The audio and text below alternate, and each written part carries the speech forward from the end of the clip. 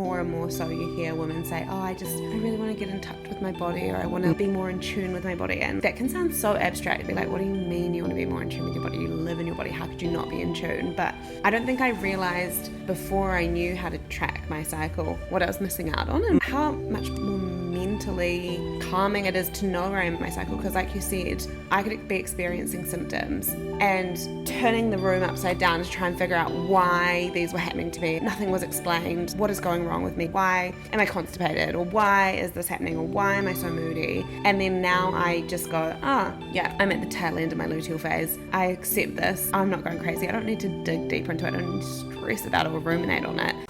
Hello and welcome to PCOS Explained, formerly the PCOS Nutritionist Podcast. I'm your host, Claire Goodwin, a registered nutritionist and exercise scientist, specialising in PCOS because I have it too. Each week we'll uncover the latest research, share inspiring stories, and provide practical tips to help you thrive with PCOS. Whether you're newly diagnosed, you've been struggling with this for a long time, or supporting someone with PCOS, this podcast is your go-to resource for empowerment, education, and community. So join us as we uncover the tools to thrive with PCOS. PCOS Explained is brought to you by our very own service, Ovi. Ovi is your go-to health service for women with PCOS. We help you improve your PCOS symptoms and prevent the long-term complications of PCOS by giving you hyper-personalised health advice based on your specific symptoms and PCOS drivers. We have a range of plans to suit your needs, from a DIY app-based program to one-on-one consultations. You choose what suits your budget and learning preference. And we offer a result-based guarantee on our Premium Plus plan, meaning that if we don't help you achieve your goal, we refund your money. Ovi is available worldwide, so it doesn't matter whether you're based in the UK, US, Canada, Australia, New Zealand, or anywhere else, we can still help you. So today we're talking all about how to know when you're ovulating. I think there's two things. Either this feels really simple and you're like, well, duh, like the ovulation test strips tell me, or it just seems so crazy complicated that you don't even know where to start. Yeah. And I think I felt like that. Like before I knew what I was doing with my cycle, or my cycle wasn't super regular, I had no idea. Like No. I would never have known if someone said, are you ovulating right now? I'd be like, I don't know. I'd be like, when do you even ovulate? Yeah. When in your cycle do you ovulate? What is that? Yeah. What even is ovulation? Yeah. And like, can I get pregnant after I ovulate or before? As women, we just don't know because we just haven't been, I don't know, we don't learn these things anywhere. We don't learn it at school. And then there's no like group community class to teach us beyond school. So like, how would we learn? Yeah. I mean, there's like community colleges for learning how to sew. Yeah. But not learning how to know when you're ovulating. Yeah. It's crazy. So true. Okay. So that's actually probably quite a good point. Let's go back then, because we're not just going to be talking about this in the context of getting pregnant. Yeah. This is also really helpful in the context of avoiding pregnancy, and also in knowing if there's something not quite right with your cycle, if it's not optimal. And so, yeah, I think that if you're listening to this, don't think this is ovulation is just about getting pregnant, because it is so much more than that. It can be like one of the greatest contraceptions, you know? Yes. Yeah. And also one of the greatest intels or data into your health, your cycle, and why you might be feeling not great at a certain point of your cycle, why you might be feeling amazing at a different point in your cycle. Yeah, I think it's interesting more and more so you hear women say, I really want to get in touch with my body, or I want to be more in tune with my body. And that can sound so abstract to be like, what do you mean you want to be more in tune with your body? You live in your body, how could you not be in tune? But I don't think I realized before I knew how to track my cycle what I was missing out on, and how much more mentally calming it is to know where I am in my cycle. Because like you said, I could be experiencing symptoms and be like turning the room upside down to try and figure out why these were happening to me. Nothing was explained. Like, what is going wrong with me? You know, why am I constipated? Or why is this happening? Or why am I so moody? And then now I just kind of go, yeah, I'm at the tail end of my luteal phase. I accept this. I'm not going crazy. I don't need to dig deeper into it. I don't need to stress about it or ruminate on it. I just know that that's my pattern, and that's kind of what happens to me. And so there's far more like I don't know, less brain space taken up almost once you do know this. Yeah. Exactly. A little bit more acceptance. Yeah. And there's some things that you accept, and there's also some things that you then go, oh, okay, now that I know that's probably not ideal, and that can be fixed. Totally. So that's the other side too. So going back to ovulation, what is it? Yeah. And when do we ovulate in our cycle? Yeah. So I guess ovulation is kind of like the pinnacle of our cycle, and we can kind of think about, obviously it's a cycle, it's cyclical, it's circle, there's no real start or end, so you can look at it any way you want. In today's society, everyone tends to think of the first day of your cycle as the first day of your period, so that sort of marks almost the beginning of a new cycle, which seems kind of funny because it seems like the period should kind of be the end, but anyway, that's where we mark it from. So you have your period, it might last anywhere from like maybe 2 to 6 days would probably be average. 1 to 7 is accepted as like a period. And then from there, you are in your follicular phase. Day 1 to, if you've got a perfect 28-day cycle, that would be considered to day 14 your follicular phase. But really your follicular phase is actually from day 1 of your period right through until you ovulate. Which does not happen on day 14. Even for people 14. with a 28-day cycle, I think the stats was only 10% of people with a 28-day cycle ovulate on day 14. Yeah, exactly. Anywhere from day 1 to, could be day 10 to day 45, that could be your follicular phase. What is happening during that phase is all our hormones kind of just trucking along until we get to maybe about like 5 to 7 days out from what our body is like gearing up to for ovulation. All those hormones start to ramp up. All those hormones being your LH, your FSH, and your estrogen. They are kind of those, think about them like hype girls. They hype up your ovaries and try and create like a dominant egg, right? So within your ovary, you've got lots and lots and lots of tiny little eggs. And during this follicular phase, we're kind of selecting a few to grow bigger, become the what we call dominant follicle, to hype one up to get ready to ovulate, to pop out of that ovary. So yeah, that's what's happening in your follicular phase. As these hormones come to like a peak, that's when, those hormones are so high that the body is like, push that egg out, shoot it out.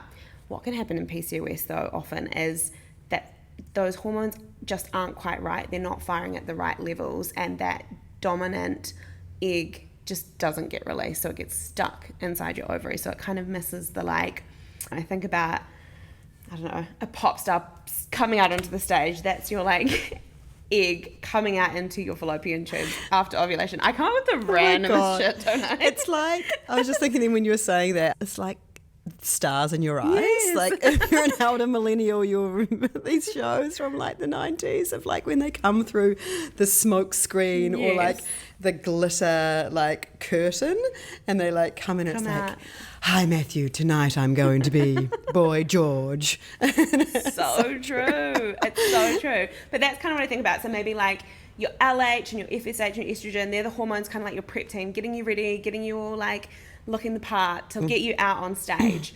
What can happen in PCOS though is that the doors never open. You can't get onto the stage, and you might look all pretty and be all dolled up, but you actually end up just sticking around in the ovary. So true. Or actually there's too many other hype girls and they're so busy fussing around that you miss the moment. Like, you're like hair hype girls like, oh, but hold on, no, it's not right. We need to curl that hair. And then in that time, actually, you miss the gate that the doors open. Yeah, exactly. So I think that's kind of what's happening there. But in a perfect cycle, you'd go out on stage, you'd ovulate, and you'd be out there with the crowd, all the semen. Kidding. And it's like they're all there waiting for you. Yes. That like sperm is there ready to impregnate that egg if we're like trying for conception. If not, it might be an empty crowd, but like you still have come out on stage and you'll still be the star. You'd still be the star. Yeah. But actually really good analogy, because then if no sperm is there, you kind of do your performance, you wait around, and then the stadium owner's like, well, that was a flop. No one showed up. We're just going to burn the whole stadium down and then try again next week. Yeah. Which is like a massive overreaction, but that's literally what your body does, is it just collapses that nest, your uterine lining, and then starts again next week. And in PCOS though, what happens is if you do miss that gate, you do miss the doors opening, your body, you don't get to come out on show, then the production manager will basically go back and be like, okay, well, you didn't quite make the cut.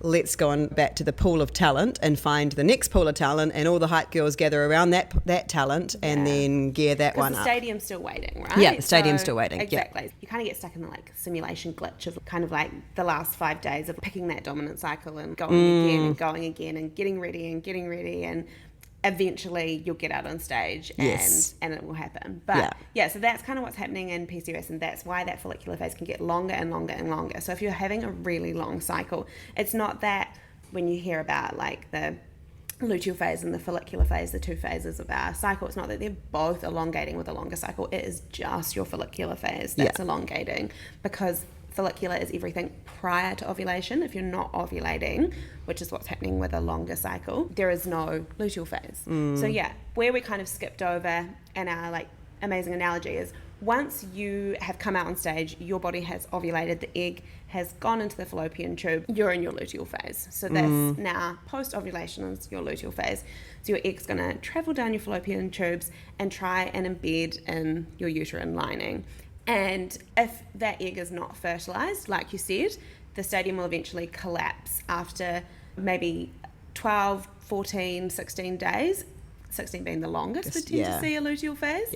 Their body would be like, oh, hold up, this egg isn't fertilized, we're not pregnant, everything's coming down, and that's when we have our period, and that's the uterine lining shedding.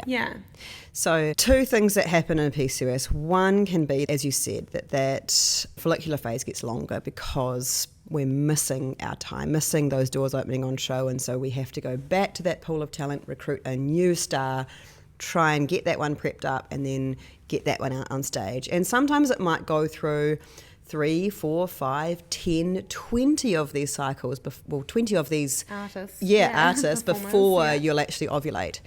I heard a patient say to me this morning, I had a 75-day cycle, so I think I skipped a period. And I was like, oh, that's a really interesting way of thinking about it. But no, what's happened is that instead, your body is just keeping on trying to ovulate. So it's not like you skip a period. It's that you're kind of stuck, as you said, it's like you're stuck in this glitch of going back to recruiting that new egg or the new star and trying to get that one out on stage. And eventually it will, but it just might take quite a few attempts. It's not that you skipped a cycle, it's just your cycle's just stretched really long.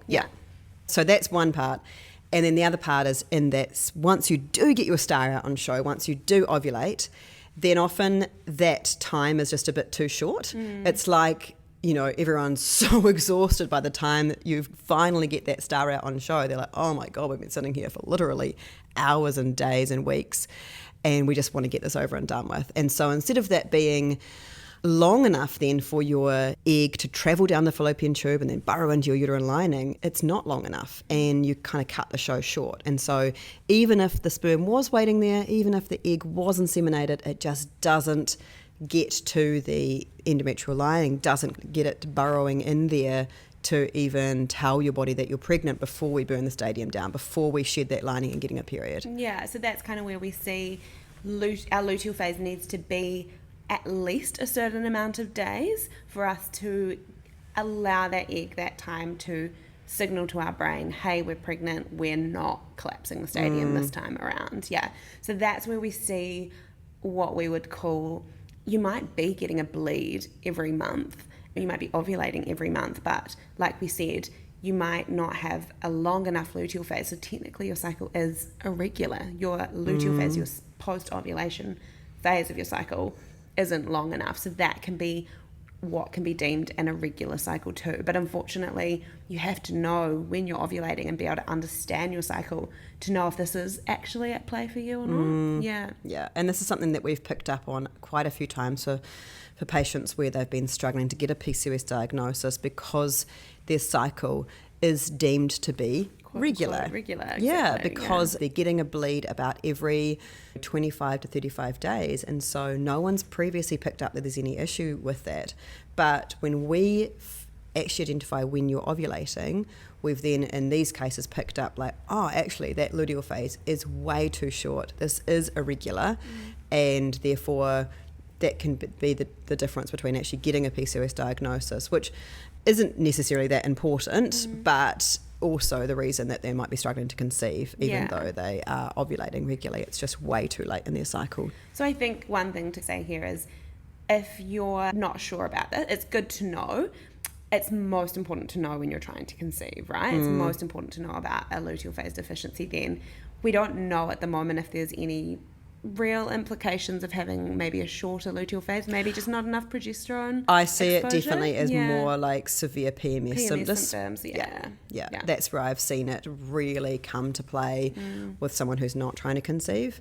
And especially those that this also happens as we start to get in our later 30s, 40s into that perimenopause phase as well. Actually, it's really the pre-perimenopause. I can call it sometimes the ragey 30s, ragey late 30s, where you might just get more extreme PMS symptoms, feel more irritable, maybe more breast tenderness, even if you didn't have any previously, maybe headaches, migraines, but especially that irritability, moodiness just becomes a lot more, and depression, even for some people, gets a lot more extreme.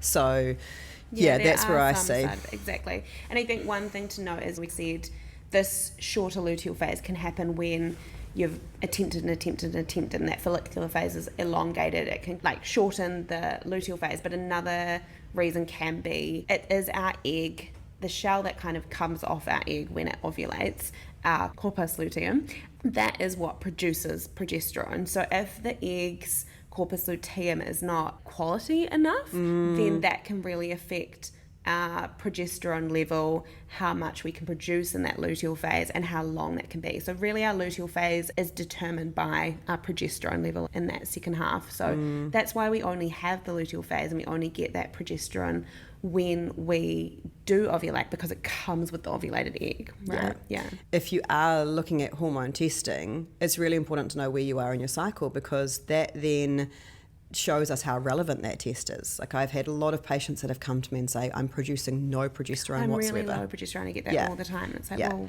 when was that test taken? Because if it was pre-ovulation, everyone should be low. That's normal, right? And this can be quite scary though, because you might see a progesterone reading of like 0.1 and you're like, oh, I've heard about this, I've heard about low progesterone and I've got it. And it's like, no, not necessarily. It was just that was taken on day 3 of your cycle, and that was a totally normal progesterone level for day 3. Yeah, completely.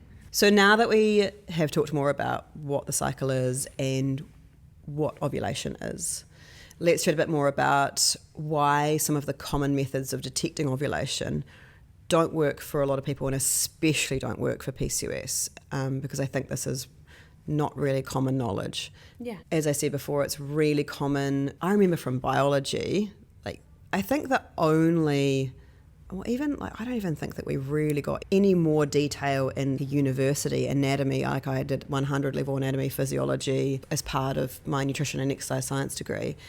And even at that level, it was still like, this is the menstrual cycle, it's 28 days, you ovulate on day 14, that's it. Yeah. And it is still really prevalent, like when I talk to a lot of people and even a lot of medical professionals, that they still think that women ovulate on day 14. And they still think that the middle of your luteal phase is day 21. Like, they'll often say, okay, go and get this test on day 21. And if you've got a 45-day cycle, that's totally irrelevant, like when your day 21 you're still in your pre-ovulation phase. Yeah. It's like the day 21 should be your mid-luteal phase, and actually if your cycle is 45 days, on day 21 you haven't even ovulated yet, so you're definitely not in mid-luteal phase.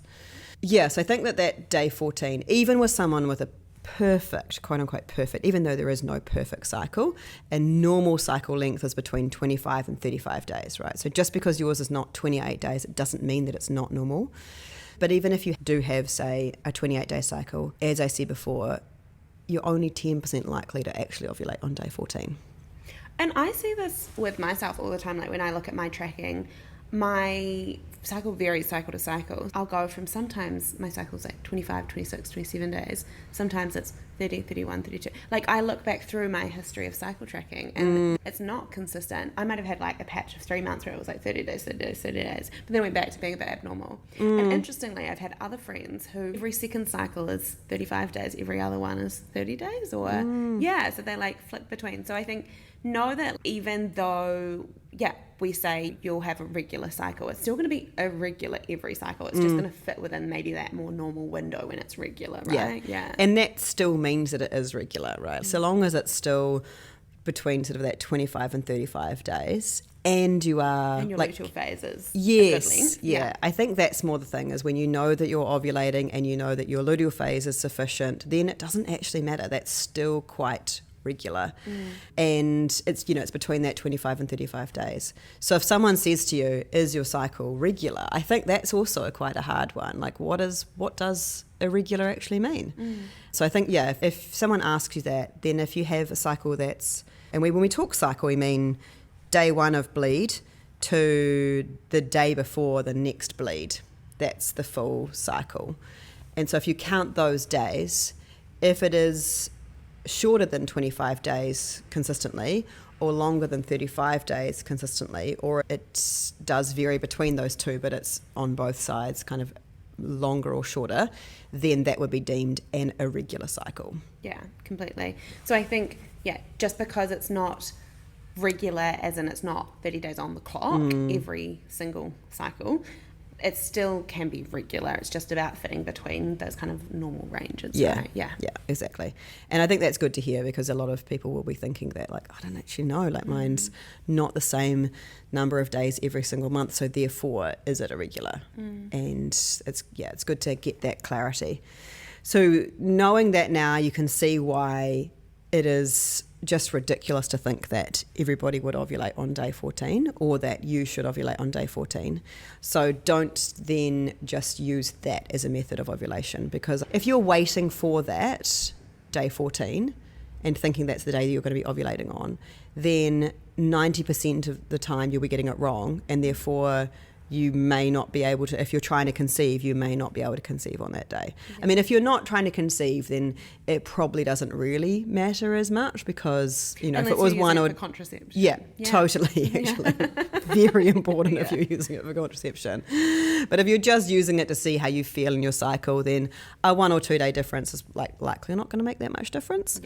But it could make all the difference, definitely, if you're using it for contraception purposes. Yeah, completely, because I think there's only a certain window during our cycle that we can actually fall pregnant, and so if we miss that boat, then that's a whole nother cycle that we might have to wait to try again to conceive. Or equally, if you think that you'll only fall pregnant within a certain window, but your window's actually shunted out a wee bit, then you actually might be more fertile than you think you are. Yeah. So 2 examples of this would be, say you do have a 30-day cycle and you think that you ovulate on day 14, but actually you ovulate on day 12. If you're waiting to have intercourse until day 14 because that's when you think that you ovulate, then you've missed the window, because you have to have sperm there waiting. Like, it's like going back to the analogy of the stars in your eyes. You have to have the audience there waiting for the star to come out. Otherwise, it's a massive anticlimax. If the star comes out and the stadium is completely empty and it's like, ta-da, I'm here. And then there's no one there. There's no round of applause. The star's going to immediately probably just absolutely flump, because or you've just, like you said, you've missed the most important part, which is them coming out. Exactly. And so that's the same with getting pregnant. If your egg is released into the fallopian tube and no sperm there is waiting, then you've missed that chance to conceive. You've got to be actually trying to conceive before you ovulate. And so if you think that you ovulate on day 14 but you actually ovulate on day 12 and you're not trying until day 14, you've missed the boat, right? You're not going to get pregnant that cycle. Conversely, if you think that you ovulate on day 14, but actually you ovulate on day 16, if you're using it for contraceptive purposes, then if you think, okay, day 14's passed, now we can have unprotected sex because I can't get pregnant after I've ovulated, because now you know that, then you're very, very likely for an unplanned pregnancy, because you absolutely can get pregnant. You've just had intercourse and you're fertile. Literally probably the most fertile, actually the most fertile you'll be. So that is why it's really important not just to use day 14 as your number. Yeah, and so for the same reason, this is why, using cycle tracking apps that use the calendar methodology really doesn't work. So some of our cycle tracking apps have gotten smarter. They don't just base off that 28-day cycle, which is using the calendar method, just kind of saying, okay, in 14 days, you'll ovulate, so in 14 days you'll get your period, in 14 days you'll ovulate, in 14 days you'll get your period, or whatever it is that they've set their calendar method up with. Now they're a bit smarter, have got better technology. They can kind of create an algorithm based off you a wee bit more. But that doesn't necessarily work if it's not getting enough data, or your cycles do differ all the time. And again, we're just relying on an algorithm, which isn't a direct interpretation of what's actually going on in our body. Yeah. Absolutely. So they did do some research on this, where they took some of the most popular calendar-based apps and they looked at how accurate they were in determining ovulation, and they found that even in the general population, which we think of as having a more regular cycle than PCOS, they were, I can't remember whether it was 60% accurate or only 40% accurate. It was either one or the other, but basically there was either a 40% chance you were going to have an unplanned pregnancy if you were using it for contraception, or a 60% chance. I think it was a 40% chance of an unplanned pregnancy, so only 60% accurate. So if you think about that, like that's in people who supposedly have clockwork cycles totally as well, for the most part. Yeah. So, and a lot of patients that I've had have said that what really frustrates them about their period tracking app is that the app will change their next cycle, try and predict the length of their cycle based on their last cycle. And they're like, so they might have had, let's say it's a 70-day cycle, and then the next cycle it might be a 50-day cycle. Then the app will then interpret that the next cycle is going to be 50 days and therefore predict ovulation. And they're like, no, that was like a one-off. Previously my cycles have all been 75 days long. So it's trying to predict based on just that one last cycle, as opposed to overall your pattern. Or it might be that there is really no way an app an algorithm can predict, because your cycle is so irregular that there literally is no machine learning algorithm that we could give it to predict that. It doesn't know when we're stuck in that glitch of Totally. not being able to get that egg out onto the stage. So it cannot determine, will this be the one that the star comes out? Will this be the one that the star comes out? So that's where it's really hard. And I think you can feel so let down by these apps, because it will tell you, hey, you think you're ovulating. You might try, especially if you're trying to conceive, using these apps kind of as like Bible, essentially, to be like, yes, okay, I know that I timed it right because that's what my app said. But in actual fact, like we said, there's really no accuracy to it, and it can just leave you feeling deflated, and you're pretty much shooting in the dark. Even though you think you've got this app that's like guiding you, it's really not. It's just as blind as you are. Yeah. So one downside of this that I see in those that are trying to conceive is that they see when their app is predicting that they're going to ovulate, and so they put all of their attention on those days and they time intercourse, and then they're waiting to get a pregnancy test, and the pregnancy test is coming up negative, and then they wait. It's really deflating, right? Yeah, and it can go like 14 days or 20 days, and they're like, what? Like, I'm not pregnant, but I still haven't had a period. And in actual fact, you did ovulate, but it was 10 days later than what the app predicted, and you weren't having intercourse because you were waiting to see if you were pregnant. And so it's really deflating, but also too can completely put you off or onto the wrong tangent about when you're ovulating, and put your attention into the completely wrong time in your cycle. Completely. And it's like, because you are so ingrained or believing of maybe what the app has said, you might have not looked into symptoms that were happening in your body. That might be the thing that could also kind of tip you off that maybe you're ovulating, which we'll get into more in our masterclass in OV. Totally. Yeah. So it's that if you're more in tune with those, you might ignore what the app said and actually just be in tune with what your body was saying, which is way more accurate. So yes, the masterclass that we're doing in OV will go into all the detail about what signs and symptoms you are looking for in your body that are 99% accurate for predicting ovulation or confirming that you have ovulated. And will help you to really identify in your exact cycle, no matter how long it is, no matter how regular it is, when you're ovulating, how long that luteal phase is, and therefore what you need to know, whether you're trying to conceive or trying to use it as contraception, or just want to know more about your cycle for feeling optimal in your cycle. Yeah, completely. And all of these things will really highlight for you where that fertile window is, so you can identify it every time. Yeah. A really good piece of research to highlight how challenging this can be to sometimes know when you're ovulating was a bit of research that my lecturer in the fertility awareness method, her name is Dr. Kerry Hampton, she works at Monash University. I studied with her to learn this method about how to identify when you're fertile in order to either conceive or to avoid conceiving. And she did some research where they went to all the people that were on the waiting list for assisted reproduction, so waiting for fertility treatment in Australia. And they asked them if they knew when they were fertile and how they knew when they were fertile. And 90% of people that were waiting for fertility treatment, so these are people that have been trying for a year, you know, they weren't just like tried 1 month and then gone, oh, that didn't work, let's go for... They're willing to pay more money or wait for that higher assistance. Yeah, this was under the public health system, so they had to have been trying for at least 12 months without success in order to even get on the wait list. So they were waiting in the clinic and they said, right, well, while you're waiting for this support, can we help you identify when you're ovulating? And so the first thing they did was that they asked them about if they knew when they were ovulating or fertile, how they knew when they were ovulating or fertile, and then they actually went in and used the experience of the practitioners to identify that. And what they found in their research was that 90% of those people said they were really confident they knew when they were ovulating or when they were fertile, but only 10% of them actually could identify that accurately. So it's not uncommon.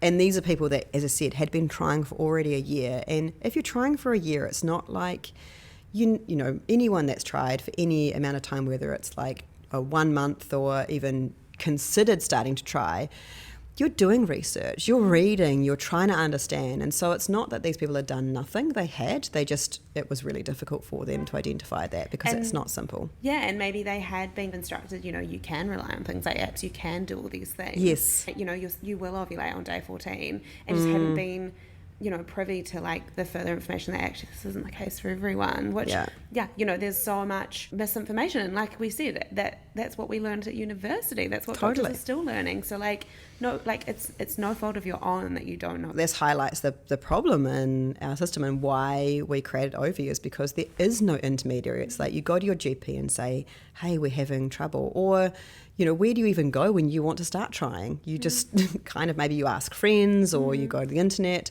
but there is no real one point of truth or that you can like really rely on. If you go to your doctor's generally just going to say, oh, you've got PCOS, we'll just put you on some medication maybe even. Yeah, or they generally say, just try and have sex every second day and then come back and see us in a year's time. Well, if your cycles are 75 days long, having sex every second day is like a lot of effort. And especially if you don't know where to put your attention, it's like, okay, we just, you know, trying to, and then you feel all the guilt if you don't for some reason, or maybe your partner's away or you're away and you feel like you might have missed that really crucial window.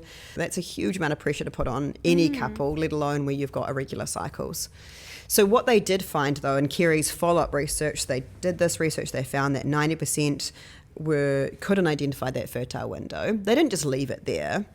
They went back to these couples and said, well, actually, that wasn't the case. We actually now can tell you how to identify when you're ovulating and show you how to do that. And they taught them how to do that.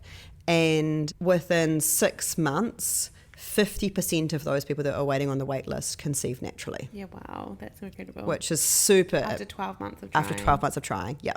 And so, you know, there will be a certain amount that would have naturally got pregnant anyway, but no way that it would have been 50%. So really understanding how to use this method to understand when you're ovulating is so powerful for conceiving or for using it as contraception and avoiding an unplanned pregnancy as well. And the research that has been done on using this as a contraceptive method shows that it's as effective, if not more effective, than the pill in avoiding pregnancy. So it is actually really effective. This is not some woo-woo witchcraft. They've done clinical trials on this. It is really effective and it has been used for decades now to avoid pregnancy. And the reason why it's not witchcraft is because we know, as we've said, the sperm has to be there when the egg ovulates to fall pregnant.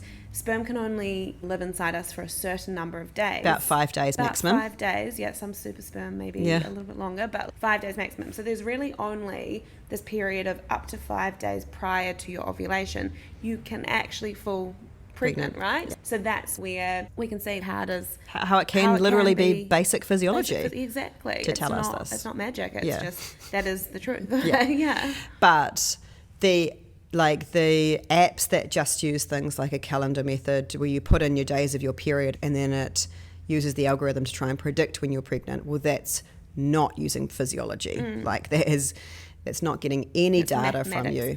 Yeah. Statistics-ish. Yeah. It especially doesn't count for a lot of variables like when you've got long cycles, or where you're actually actively trying to improve your cycle length and doing lifestyle changes, which again have been proven to improve cycle length. It doesn't know that you're doing all those, and now you're actually going to have a 45-day cycle. And I think if you read the T's and C's for a lot of these apps, they'll say those don't really work for PCOS anyway. Like a lot of them kind of have a wee tiny star asterisk, which is not very well advertised when you first download the app. Yeah, exactly. But the interesting thing is, even the apps that use more than just putting in the method, even those that use temperature, have been found to not be accurate for even the entire population, let alone PCOS. Yeah, just again be aware of anything that's using an algorithm base as opposed to you putting in your physiology of your body signs and symptoms. When you said about that star asterisk, that reminds me of the other method that's commonly used to predict ovulation, which is ovulation predictor kits.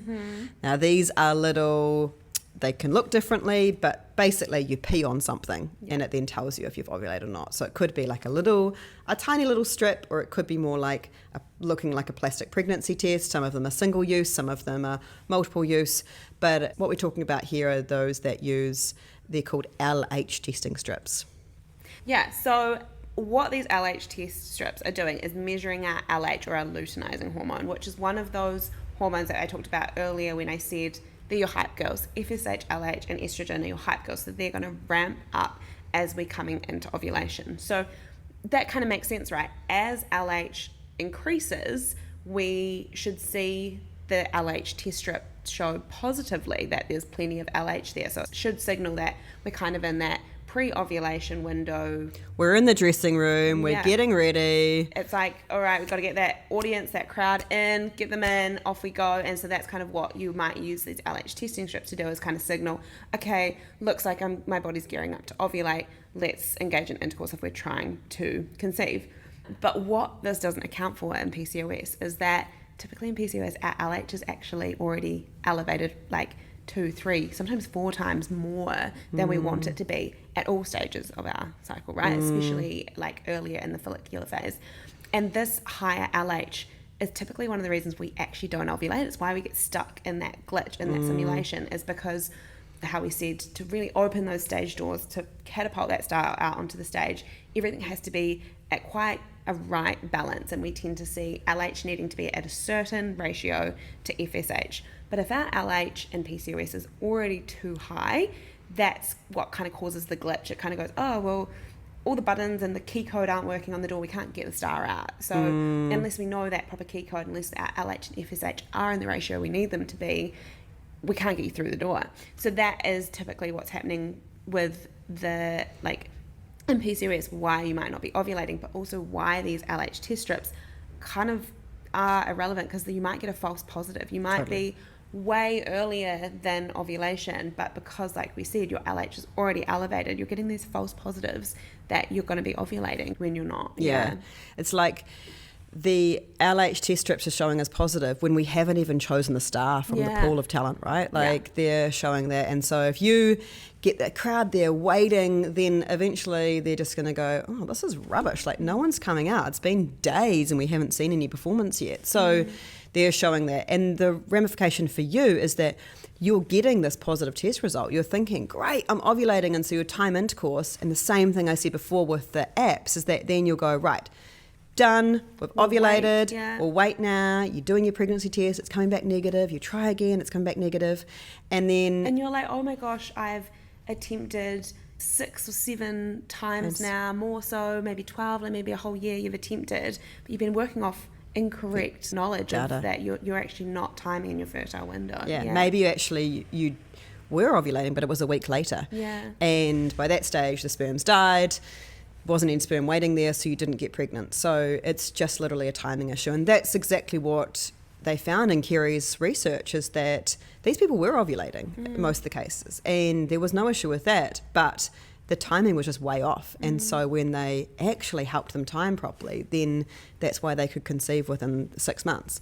Yeah, this is a really important one for PCOS because you're wasting a ton of money. They're not cheap. They're not cheap. And especially if you're having to do this multiple times during your cycle. But most importantly, because you're getting this false positive. Or the other thing too is that a lot of people just get negatives the whole time too. And that's another part. But if you actually read the T's and C's of the ovulation predictor kits, they generally all say in there that these should not be used for PCOS because they know that the LH is too high in PCOS or is generally out of the normal range, and so therefore they're not accurate. So there are some people it can be accurate for.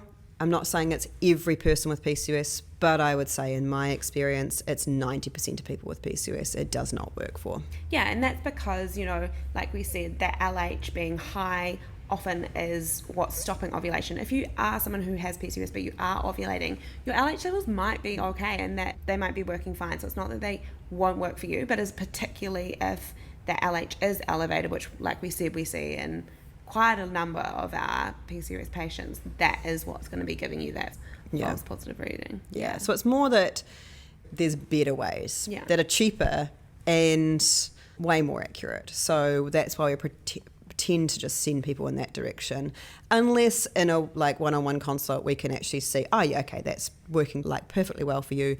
Keep doing that if that works for you. But as a general rule, most people, we say, don't use them. Use the other method that we'll teach in the masterclass. So that's the down low on ovulation.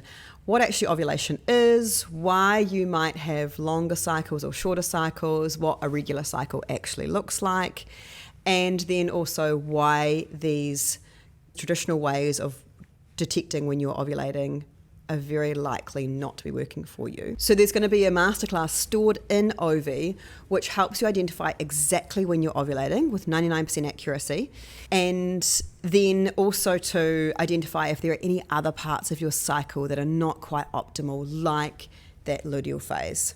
The rest of your program in Ovi will be helping if you are getting a really long cycle. We'll be giving you the lifestyle changes to actually shorten that. So we'll be fixing that in your other curriculum, your other lessons and modules in Ovi. But this will help you identify exactly when you are ovulating and if there are any other issues in your cycle so that you can start working on this immediately. And you don't have to be at the start of your cycle. You can literally pick this up at any point in your cycle and start tracking this to pick these things up. I've used it pre-wanting to have children, so we used it for contraception, then used it to conceive, and then now using contraception. So I haven't needed to use, and not that contraception is bad, but it's just not personally what I want to be using. Haven't needed to use that for 5-6 years. And then also when we were trying to conceive, we didn't use one ovulation predictor kit. It's such a great skill. I mean, it saves you a heck of a lot of money. You can also use it even to detect pregnancy, which is really interesting. You wouldn't even have to use a pregnancy, pay for a pregnancy test if you use this as well, because we can tell that from the signs and symptoms of your cycle too. So yeah, it is such a vital skill. I really truly think that every woman should know this information. So if this is something that you're interested in, then if you join Ovi, any of the plans, the masterclass will be in Ovi for you. If you're finding value from these podcasts, then we'd be so grateful if you could hit follow on the PCOS Explained podcast. This means that not only you'll get the latest releases, but also that other people are more likely to find this podcast. That's the way the algorithm works. And we all know how important it is to get good information about PCOS. So if you can hit that follow button, it means that people with PCOS that don't know that this podcast exists are more likely to find it. So thank you so much for your help there. Now stand by for our disclaimer. The information contained in this podcast has been prepared for the purpose of providing information, including about the PCOS nutritionist products and services, and is designed to support clients' overall wellness. It is not intended to provide medical advice or designed to rectify, treat, or cure any specific medical conditions or diseases. Nothing stated or shared in our podcast is intended to be and must not be taken to be medical advice. Please seek the advice of professionals as appropriate regarding the evaluation of any specific information, opinion, advice, or content contained in our podcast.